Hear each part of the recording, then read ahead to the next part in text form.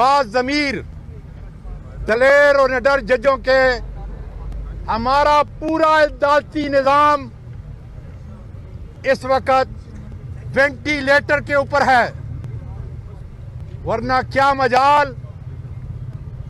कि पूरे मुल्क के अंदर एक ट्वीट के ऊपर मुझ पर FIR हों और हमारा अदालती निज़ाम सोया हुआ हो। इंशाअल्लाह आमिर फारूक जस्टिस के ऊपर मैं बात करूंगा, उसके फैसलों पे जब मैं लाहौर अपने कप्तान से मिलूंगा। उसके बाद उससे पहले अगर ये मुल्क है तो हम हैं, और इस मुल्क को बचाने के लिए जरूरी है कि हम इमरान खान का साथ दें, जो आपके इदारों की, आपके मुल्क की जंग लड़ रहा है।